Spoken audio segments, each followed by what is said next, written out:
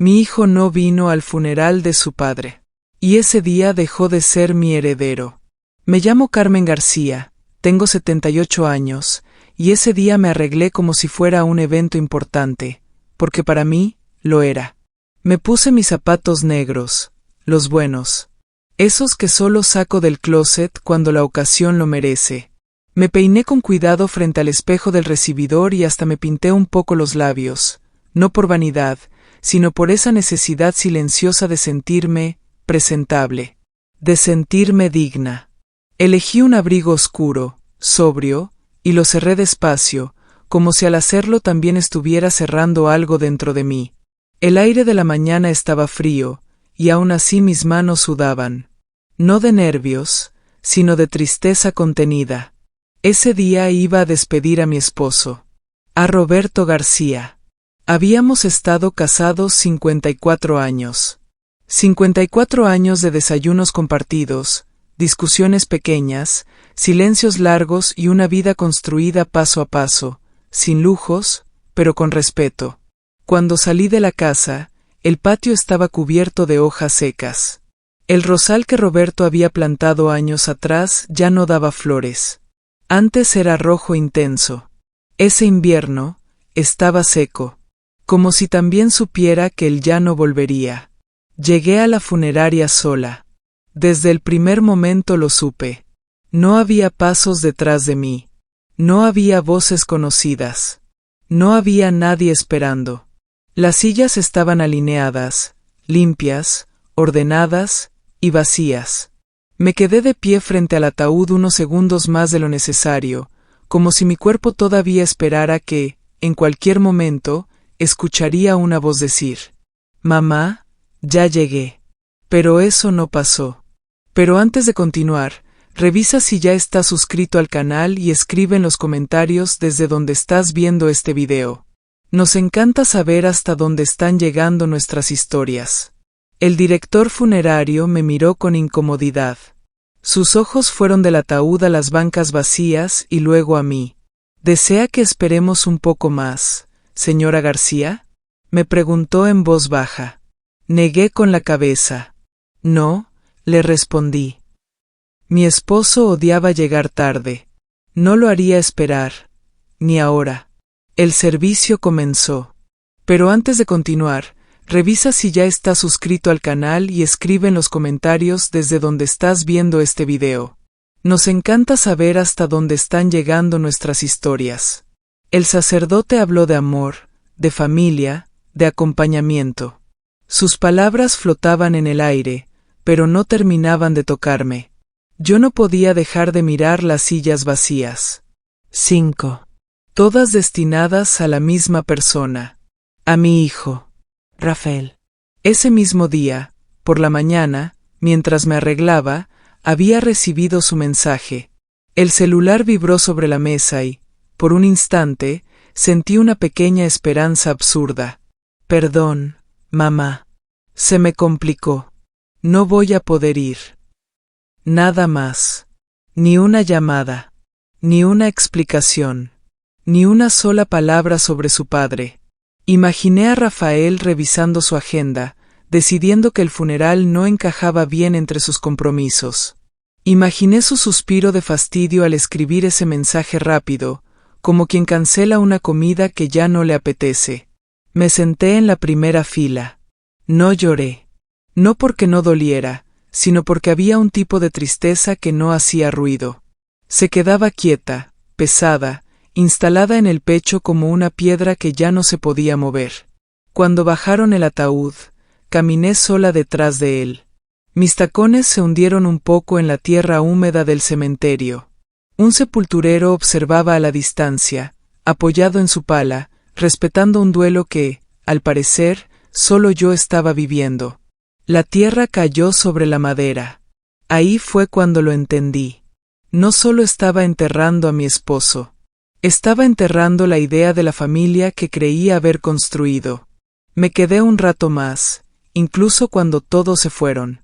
El viento levantó la orilla de mi abrigo y pensé que Roberto habría dicho algo para hacerme reír, como siempre. De regreso a casa, el silencio era ensordecedor. Su sillón seguía en el mismo lugar. Sus pantuflas, acomodadas una junto a la otra. El control remoto, donde siempre. Serví una copa de vino. No por tristeza, por claridad. Abrí el celular. La foto de Rafael apareció de inmediato. Una mesa elegante, copas levantadas, sonrisas cómodas. El texto decía algo sobre cerrar negocios importantes. Cerré la aplicación. Miré la fotografía de Roberto y mía colgada en la pared, tomada en nuestro aniversario número 40, junto al rosal que él plantó con sus propias manos. Esa noche lo supe. Si yo había sido la única en despedir a mi esposo, también sería la única en decidir qué pasaría con todo lo que construimos. Esa misma noche abrí un cajón que llevaba años sin tocar, y ahí entendí que la ausencia de mi hijo no había comenzado en el funeral. Esa noche no encendí la televisión. El silencio de la casa ya era suficiente ruido. Caminé despacio por el pasillo, tocando las paredes como si necesitara confirmar que seguían ahí. Esa casa la habíamos levantado Roberto y yo con años de trabajo, sacrificios pequeños y decisiones difíciles. No era grande ni moderna, pero cada rincón tenía historia. Entré al dormitorio y abrí el cajón superior del buró de Roberto. Todo estaba exactamente como él lo había dejado. Ordenado, clasificado, meticuloso, como siempre fue. Ahí estaban sus lentes, el reloj que usaba solo los domingos, una libreta vieja con anotaciones que solo él entendía. Y detrás, casi escondida, estaba la carpeta. La que yo misma había guardado ahí años atrás. La tomé con cuidado. Era delgada, cerrada con una liga ya un poco vencida. En la portada, con mi letra, se leía una sola palabra: testamento.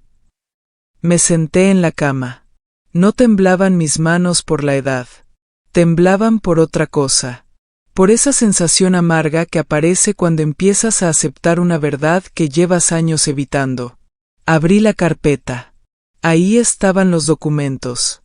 Revisados, firmados, actualizados hacía 2 años.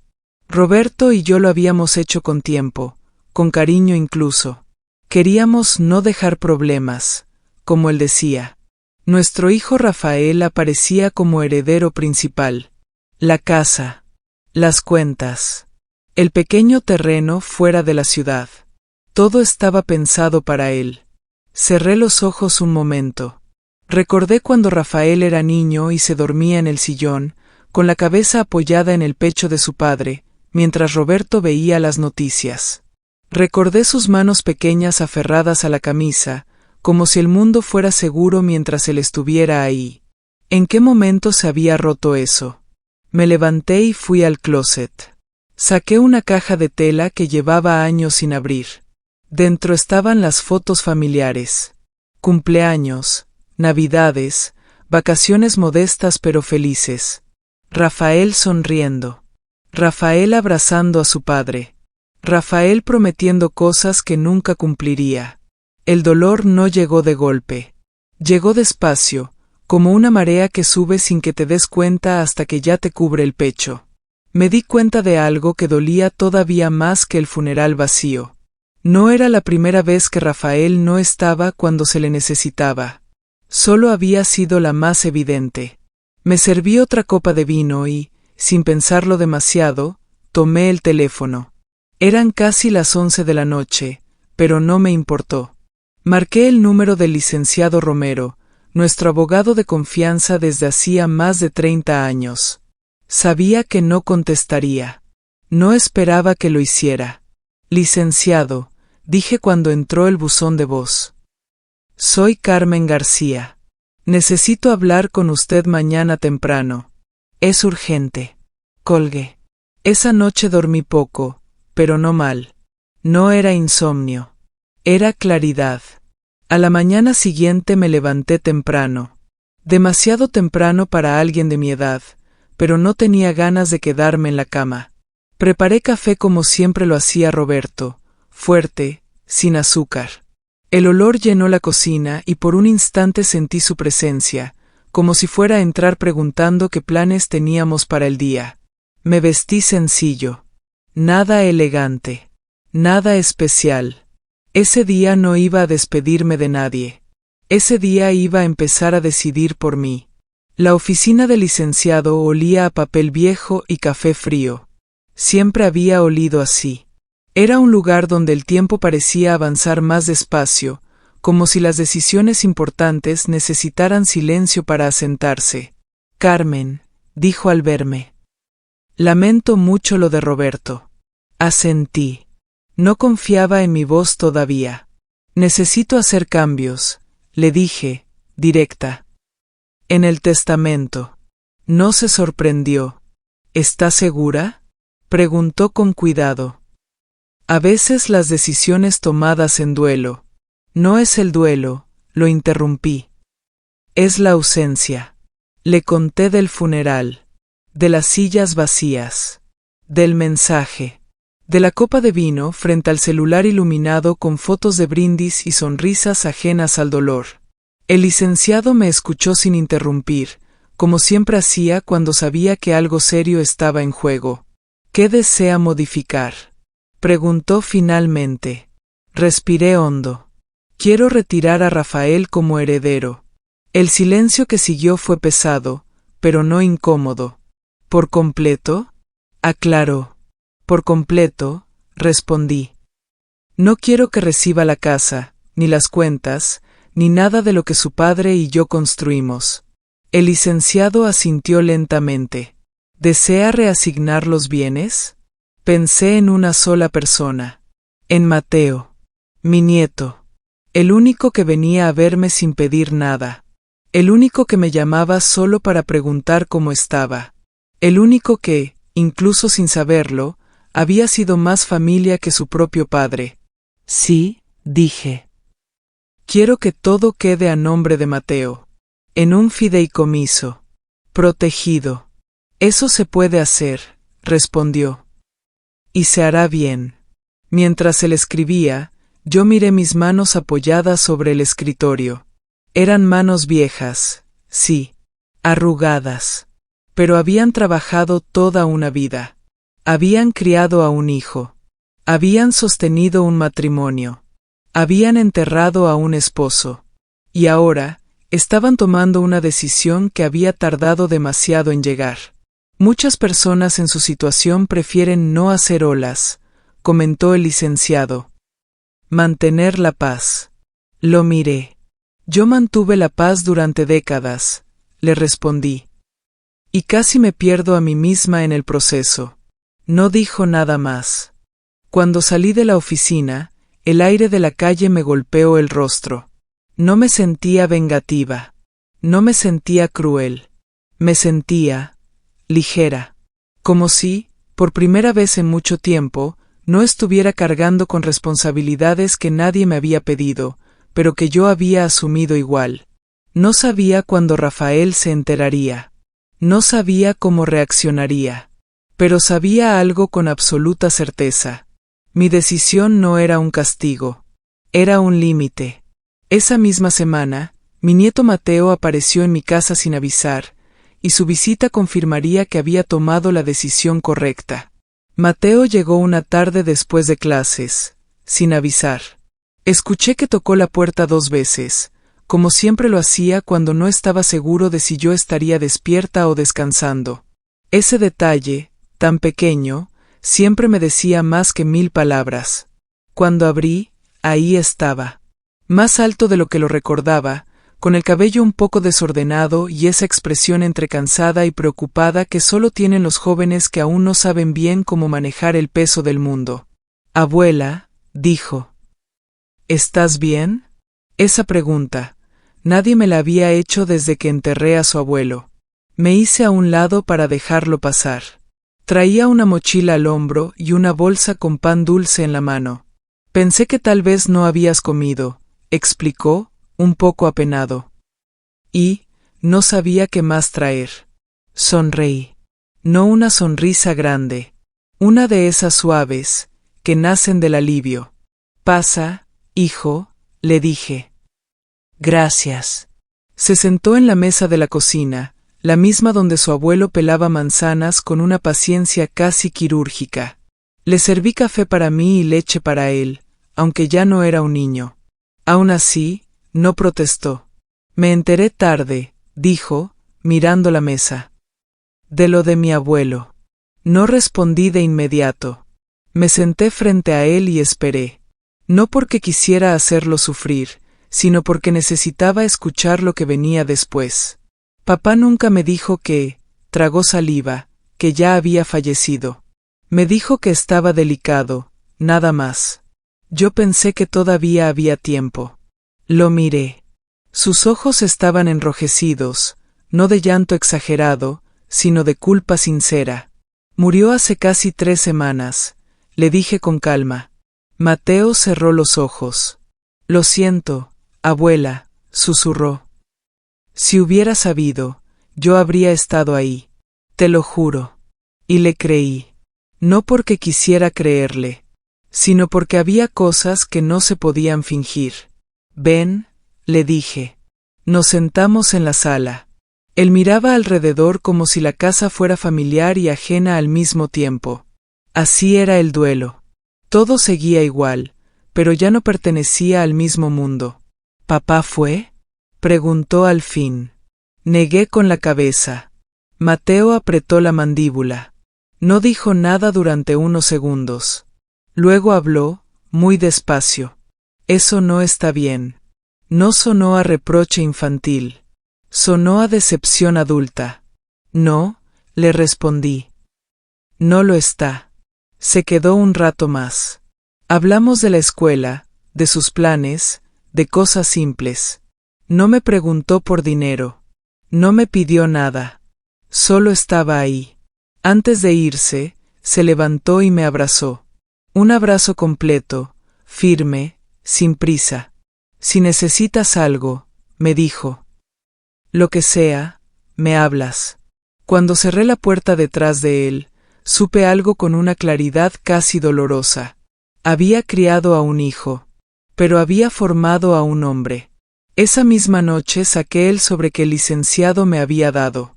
Los documentos aún no estaban firmados. No lo había hecho por una razón muy simple. Quería ver a Mateo primero. Tomé el sobre, lo sostuve entre mis manos y respiré hondo.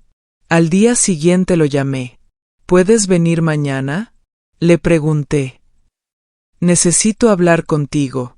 Claro, abuela, respondió sin dudar. Ahí estaré. Cuando llegó, le ofrecí sentarse. No hice rodeos. Mateo, le dije. He tomado una decisión importante. Saqué los papeles y los puse sobre la mesa. Él los miró con el ceño fruncido. ¿Qué es esto? Mi testamento, respondí. O mejor dicho, el nuevo. Los leyó en silencio. Su expresión cambió de confusión a alarma. Abuela, levantó la mirada. Esto dice que yo. Asentí. Todo queda a tu nombre. La casa. Las cuentas. El terreno. Todo. Se levantó de golpe. No, dijo. No puedo aceptar esto. Papá. Tu padre decidió no estar. Lo interrumpí con suavidad. Tú decidiste venir. Mateo pasó una mano por su rostro. Esto va a causar problemas, murmuró.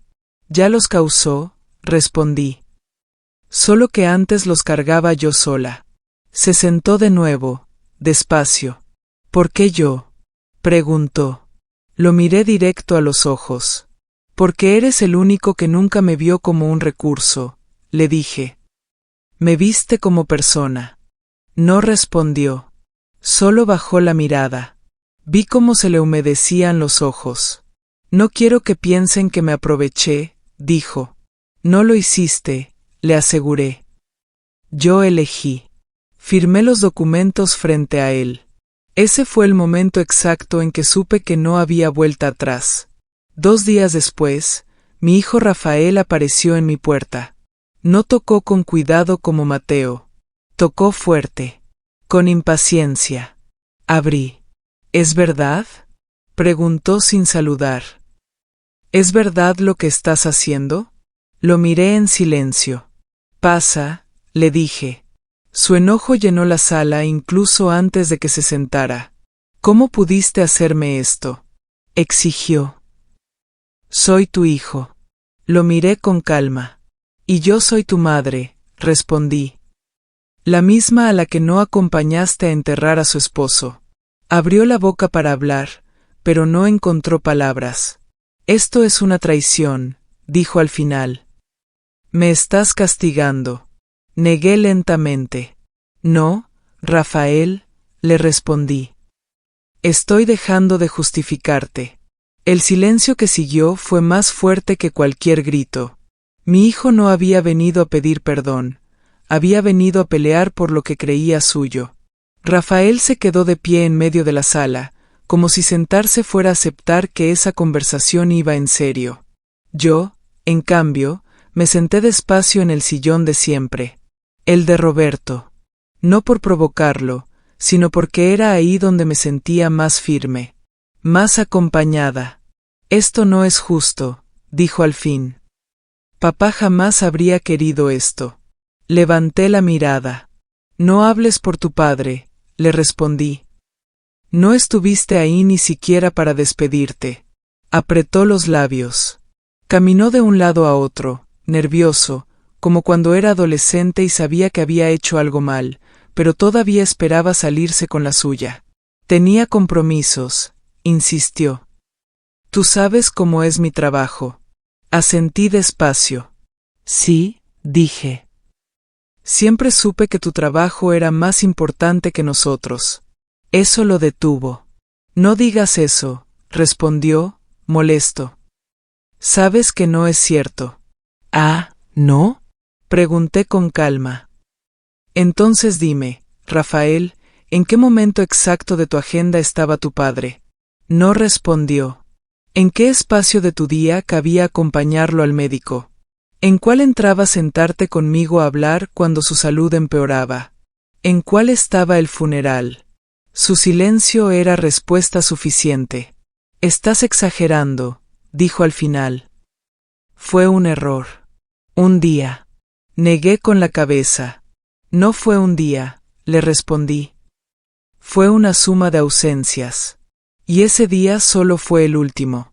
Rafael se sentó por fin, pero lo hizo al borde de la silla, como si estuviera listo para levantarse en cualquier momento. ¿Y Mateo?, preguntó.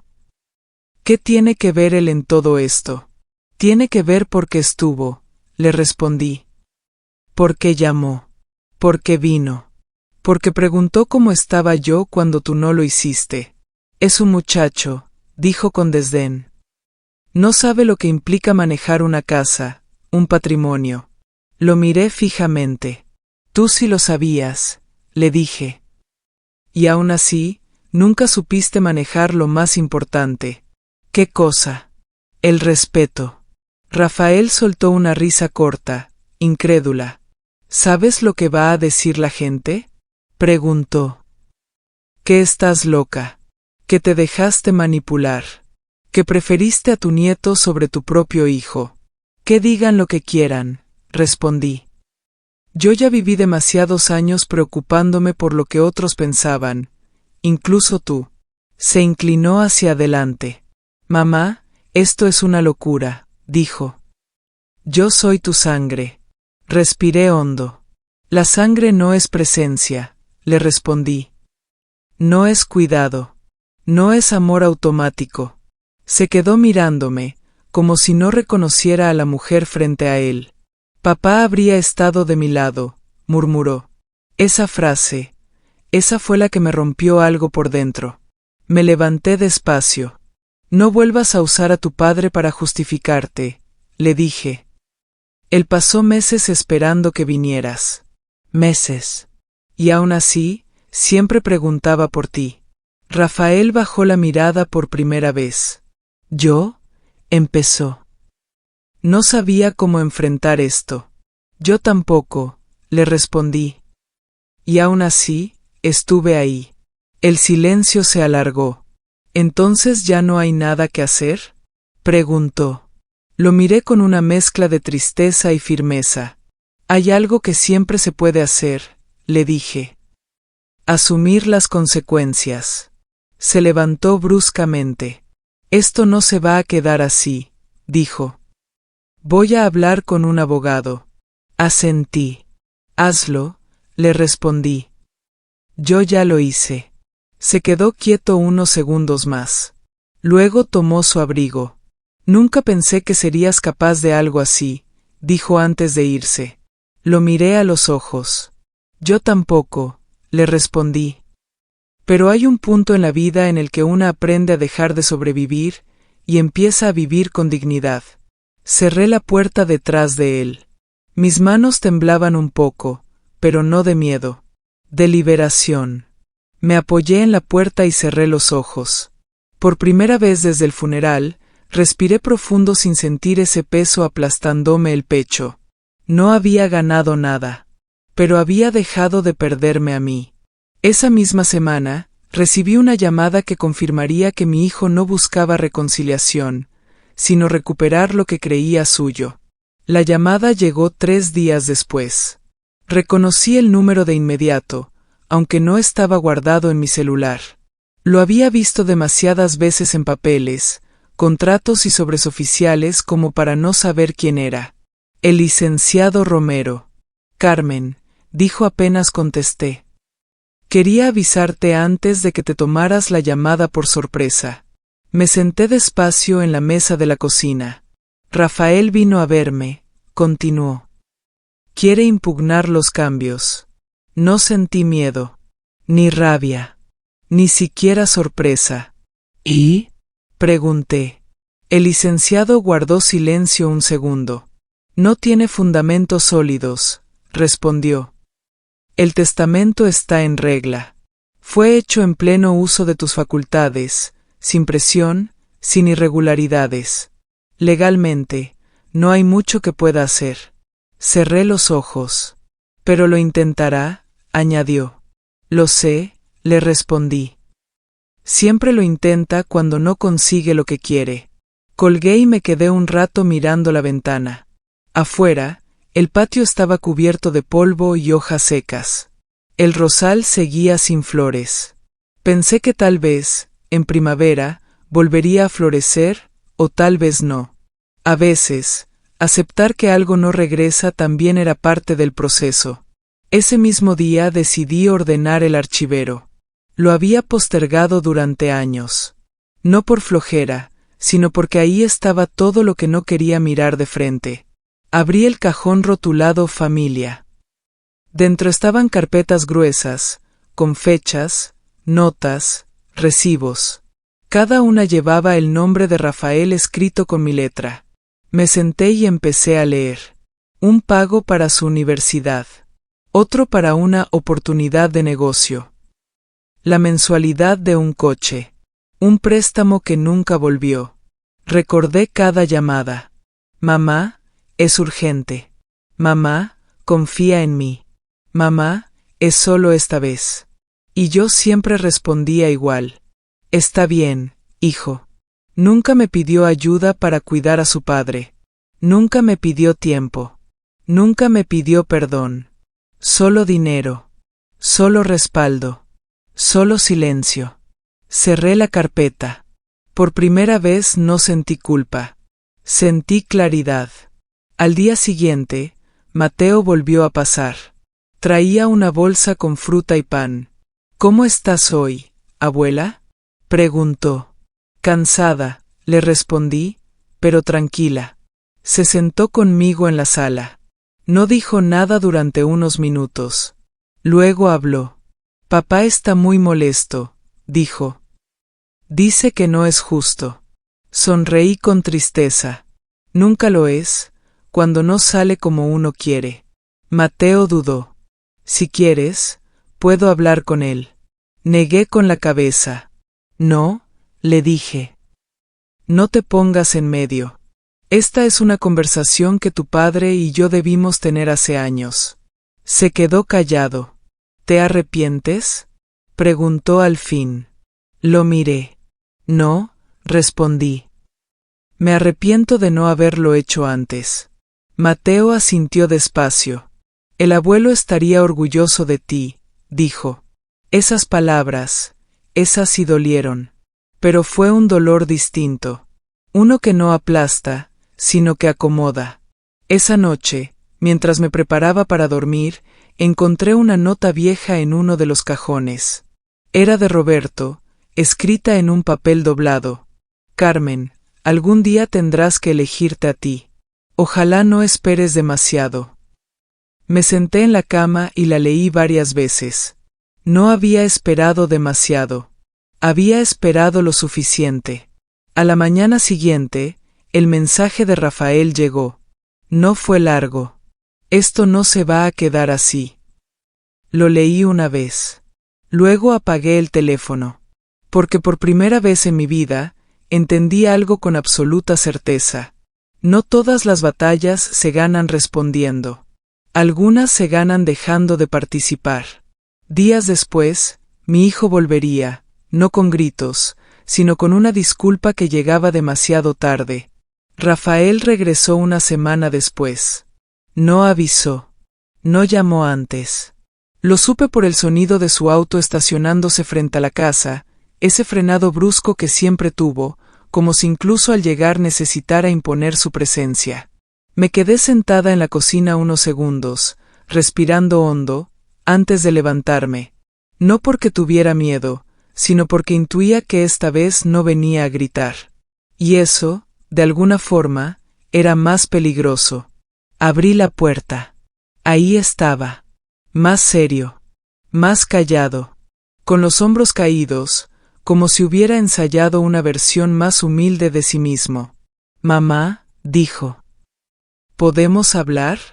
Asentí y me hice a un lado. Entró despacio, mirando la casa como si fuera la primera vez que la veía de verdad. Los cuadros, los muebles, los detalles que siempre estuvieron ahí, pero que nunca había observado con atención. Siéntate, le dije. Lo hizo. Yo me quedé de pie unos segundos más, luego me senté frente a él.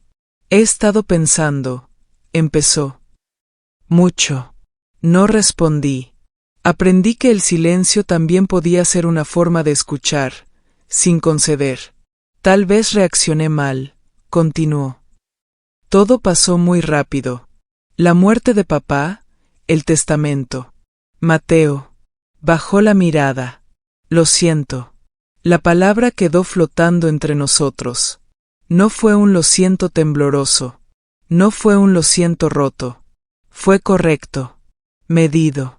Tardío. ¿Por qué ahora? Pregunté. Levantó la vista, sorprendido. ¿Cómo? ¿Por qué ahora dices que lo sientes? Repetí. No cuando murió tu padre. No cuando lo enterré sola. No cuando me dejaste con 5 sillas vacías. ¿Por qué ahora? Se pasó la mano por el rostro.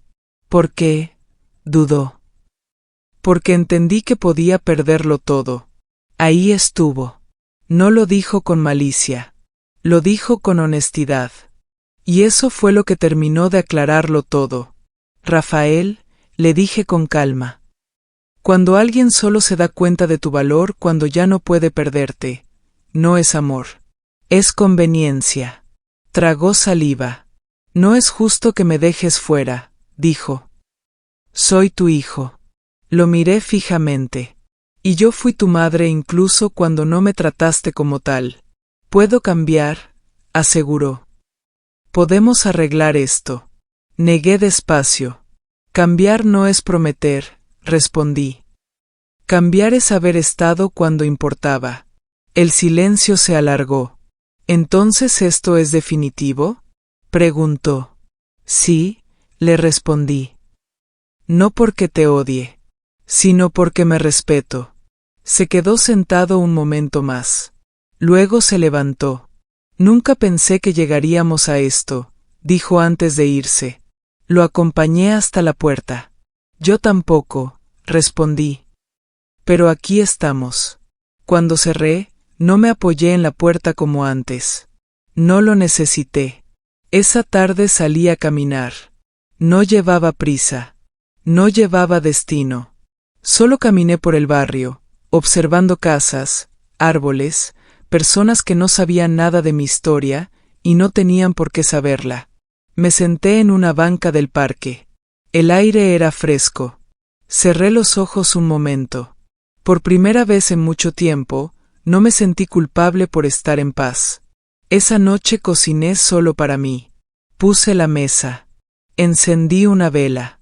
Comí despacio. No estaba sola. Estaba conmigo. Antes de dormir, escribí algo en una libreta vieja. No soy cruel. No soy rencorosa. Soy una mujer que aprendió, aunque tarde, a no mendigar amor. Cerré la libreta. Y dormí profundamente. Días después, una visita inesperada confirmaría que mi decisión no solo había cambiado mi vida, sino la dinámica completa de mi familia. La visita inesperada llegó un jueves por la mañana. No fue Rafael. Fue la esposa de Rafael. Escuché que tocaban la puerta con suavidad, casi con cautela, como si quien estuviera del otro lado no quisiera incomodar. Eso ya me dijo algo. Nadie tocaba así cuando venía a exigir. Abrí. Ahí estaba ella, parada en el umbral, con un gesto tenso y una bolsa de papel en las manos. «Buenos días, Carmen», dijo. «¿Puedo pasar un momento?» Asentí. Entró despacio, observando la casa con una mezcla de curiosidad y nerviosismo. Nunca había sido cercana a mí. Siempre correcta, siempre distante, siempre ocupada. «Traje un pan», dijo, levantando un poco la bolsa. No sabía si. «Está bien», le respondí. «Pasa». Se sentó en la sala, rígida, con las manos apretadas sobre las piernas. Yo me senté frente a ella, sin cruzar los brazos, sin tensión. «No vengo a pelear», dijo casi de inmediato. «Y tampoco a pedirte nada». Eso me sorprendió. «Vengo a hablar», añadió. «Porque alguien tiene que hacerlo con honestidad». Guardé silencio. «Rafael está muy enojado contigo», continuó. «Dice que lo traicionaste». La miré. «¿Y tú qué piensas?», pregunté. Dudó. «Creo», respiró hondo, «creo que él lleva años viviendo como si todo estuviera garantizado. Como si el amor, el dinero, la familia, fueran cosas que no se pierden». No respondí.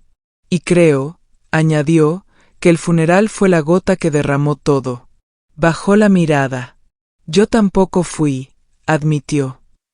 «Y no tengo excusa». No sentí satisfacción al escuchar eso. Solo una tristeza tranquila. «Rafael nunca supo estar», continuó. «Ni cuando su padre enfermó, ni cuando tú lo necesitabas. Siempre pensé que alguien más iba a sostener lo que él soltaba». Levantó la vista y me miró directo. «Y esa persona fuiste tú, durante años». Asentí despacio. «No vengo a pedirte que cambies nada», dijo. «Ni el testamento, ni tus decisiones. Solo quería que supieras que no estás equivocada». Esas palabras no me hicieron llorar. Me afirmaron. «Gracias», le respondí. No por decirlo ahora, sino por decirlo sin pedir nada a cambio. Se levantó, tomó su bolsa. «Rafael va a tardar en entender», dijo. «Tal vez nunca lo haga». «No todos vienen a aprender», respondí. «Algunos solo vienen a tomar». Nos despedimos sin abrazos, pero sin frialdad. Cuando cerré la puerta, me quedé unos segundos quieta. No había ganado una aliada. Había confirmado una verdad. Esa misma tarde, Mateo volvió a pasar. «Papá está muy alterado», me dijo. «Cree que aún puedes cambiar de opinión». Sonreí con cansancio. «Dile que ya tomé mi decisión», respondí. «Y que no tiene que ver con enojo, sino con límites». Mateo asintió. «Quiero hacer algo», dijo. «Por ti. Por el abuelo». «Ya lo haces», le respondí. Estando. Esa noche, Mientras regaba el jardín, me di cuenta de algo sencillo y poderoso. Las plantas que no se riegan se secan. Las relaciones también. Y yo había pasado demasiados años tratando de salvar plantas que nunca quisieron echar raíces. Me senté en el porche con una taza de té caliente. El cielo comenzaba a oscurecer. No sentía culpa. No sentía rencor. Sentía cierre. Poco después, una última conversación con mi hijo terminaría de sellar lo que ya no podía repararse, y abriría la puerta a una nueva etapa de mi vida. La última conversación con Rafael ocurrió una tarde gris, de esas en las que el cielo parece acompañar el ánimo. No vino enojado. No vino exigente. Vino cansado. Lo supe apenas lo vi entrar. Sus hombros estaban caídos, su voz más baja, como si por primera vez el peso de todo lo que había pasado se le hubiera venido encima de golpe. «Mamá», dijo. «Solo quiero entender». Asentí y le señalé la silla frente a mí. «Habla», le dije. Se sentó despacio.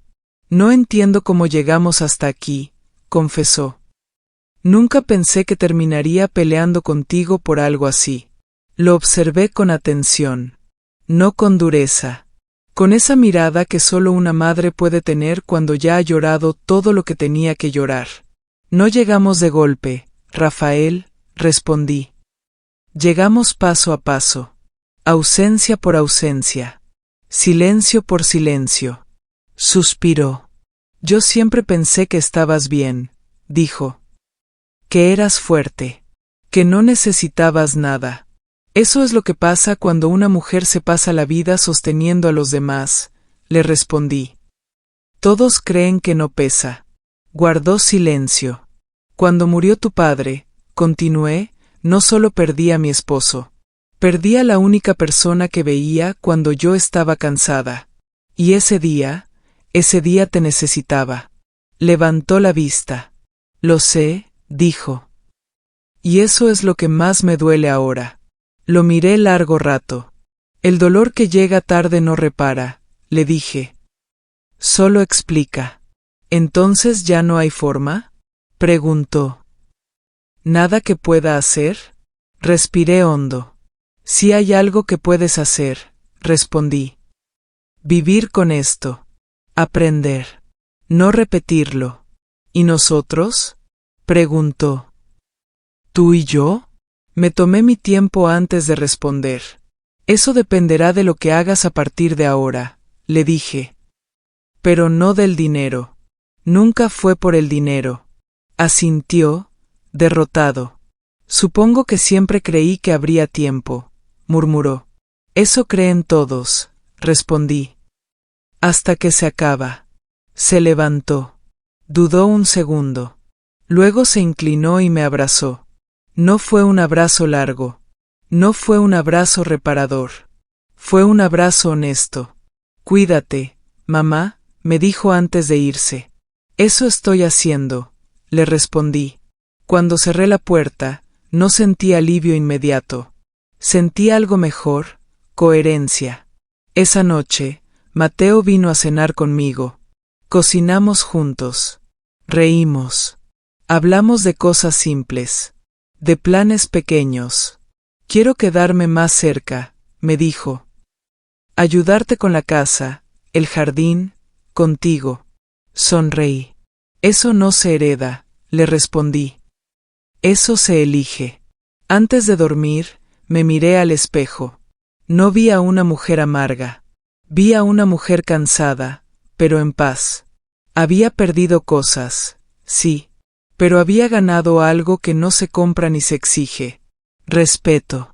Tiempo después, entendí que no todas las historias necesitan reconciliación perfecta. Algunas solo necesitan verdad y un nuevo comienzo. El tiempo pasó. No de golpe. No con estruendo. Pasó como pasan las cosas que de verdad cambian una vida, despacio, sin avisar, acomodándolo todo por dentro. Rafael no volvió a llamar durante un buen tiempo. No hubo mensajes largos, ni disculpas nuevas, ni intentos de convencerme de nada. Y, curiosamente, Eso fue lo que más me confirmó que había hecho lo correcto. Cuando alguien solo sabe acercarse para pedir, el silencio también es una respuesta. Yo seguí con mi rutina. No para olvidar, sino para seguir viviendo. Cada mañana preparaba café y abría la ventana de la cocina. El aire entraba fresco.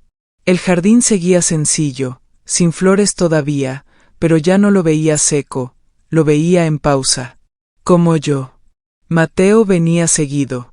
A veces solo para comer conmigo. A veces para ayudarme con alguna cosa de la casa. Nunca me preguntó por el testamento. Nunca volvió a mencionar el dinero. Un día me dijo algo que se me quedó grabado. Abuela, no te preocupes, me dijo mientras arreglaba una puerta que rechinaba. Yo no quiero nada que no hayas decidido dar. Ese día entendí la diferencia entre heredar y merecer. Un sábado por la tarde, encontré una caja vieja en el closet. Dentro estaba un suéter de Roberto. Todavía conservaba su olor. Me senté en la cama con él entre las manos, y por primera vez desde su muerte, lloré sin prisa. No de dolor, de agradecimiento. Por lo que fue, por lo que sí estuvo, por lo que no tuve que rogarle a nadie. Esa noche escribí una carta que nunca envié. No era para Rafael, era para mí. No fallaste como madre. Amaste con todo lo que tenías. Y cuando te diste cuenta de que eso ya no era suficiente para sostener a otros, te elegiste. Doblé la carta y la guardé. No como reproche, como recordatorio. Con el tiempo, Rafael empezó a aparecer de otra manera. No para reclamar, no para exigir. Solo, presente de vez en cuando. Breve, cauto. Ya no como hijo dependiente, sino como adulto enfrentando consecuencias. Y eso, aunque dolía, era necesario. Nuestra relación no volvió a ser la de antes. Y no tenía por qué serlo. Ahora había límites. Respeto. Distancia sana. Aprendí algo que nadie me enseñó cuando era joven. No todo vínculo se repara volviendo atrás. Algunos se sanan aceptando que ya no serán iguales. Un día, mientras Mateo y yo plantábamos nuevas flores en el jardín, me detuve a observarlo. Trabajaba en silencio, concentrado, con esa paciencia que tanto se parecía a la de su abuelo. ¿Sabes algo? Le dije. ¿Qué cosa, abuela? Tu abuelo estaría orgulloso de ti. Sonrió. No con orgullo, con humildad. Yo solo estoy aquí, respondió. Eso me enseñaron tú y él. Y ahí estuvo todo. No hubo aplausos. No hubo reconciliación perfecta. No hubo justicia ruidosa. Hubo algo mejor. Paz. Hoy vivo más despacio. Elijo a quien le doy mi tiempo, mi energía, mi cariño. Ya no me esfuerzo por encajar donde no soy prioridad. Aprendí que el amor verdadero no se mendiga. Se comparte o se suelta. Y si alguna vez te sentiste invisible, olvidada o usada por quienes debían cuidarte, quiero que sepas algo. Nunca es tarde para ponerte a ti primero. Nunca es tarde para elegir la dignidad. Nunca es tarde para empezar de nuevo, incluso con las manos vacías, pero el corazón en paz. Si esta historia te dejó pensando, si tocó algo dentro de ti, si te recordó que tu valor no depende de nadie, suscríbete al canal, comparte esta historia, y escribe en los comentarios desde donde nos estás viendo. Nos encanta saber hasta dónde llegan estas historias. Gracias por acompañarme hasta el final. Nos vemos en la próxima historia. Con respeto, verdad y dignidad.